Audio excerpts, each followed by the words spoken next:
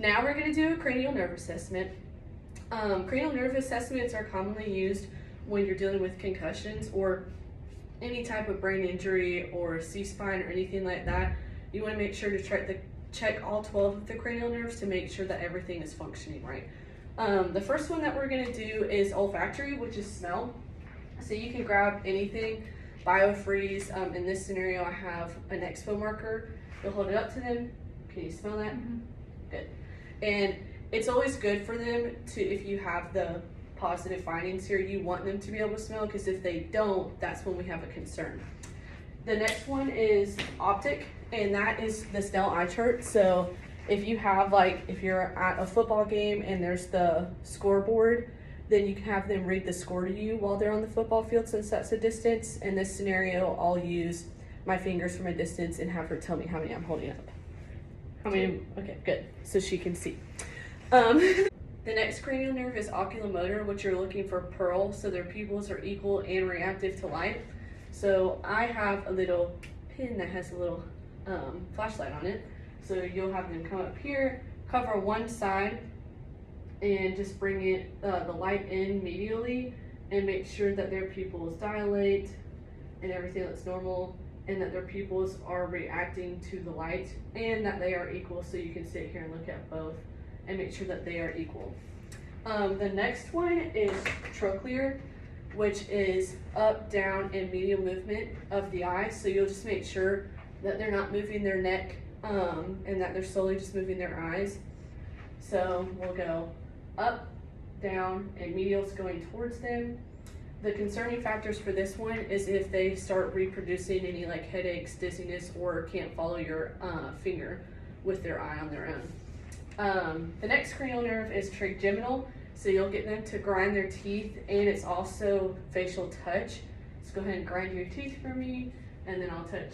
Do you feel that? Good. After that, we have the abducens cranial nerve, which is lateral eye movement.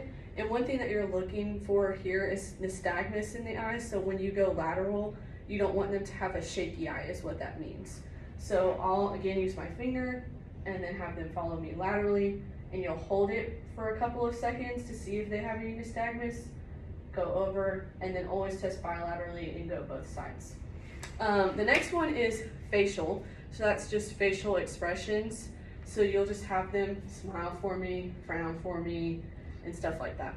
The next one is vestibulocochlear, which is balance. So you'll have them perform the best test, is the normal protocol, which they'll stand with their feet kind of shoulder width apart, hand on their hips, start balancing on 2 feet, and then they can progress to 1 foot, and you'll do both sides. And the protocol is for them to hold each of them for 30 seconds. So they'll hold on 1 foot for 30 seconds, the other foot for 30 seconds, and then also tandem. And then you'll do left foot out in front for 30 seconds, right foot out in front for 30 seconds.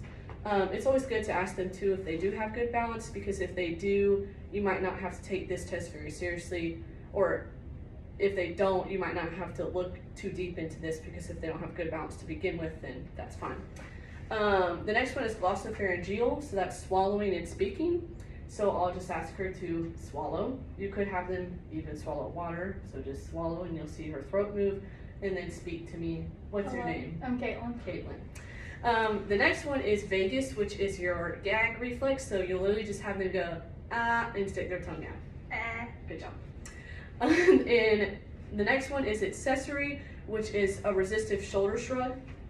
So you will have them hands on both of their shoulders and try and shrug up, and you'll provide downward resistance to try and not let them shrug their shoulders. The last cranial nerve is hypoglossal, which is tongue movement. So you'll ask the patient to stick their tongue out and move it side to side. All 12 of the cranial nerves are ranked 1 through 12. So cranial nerve 1 is called olfactory, cranial nerve 2 is optic, 3 is oculomotor, 4 is trochlear, 5 trigeminal, 6 abducens, 7 facial,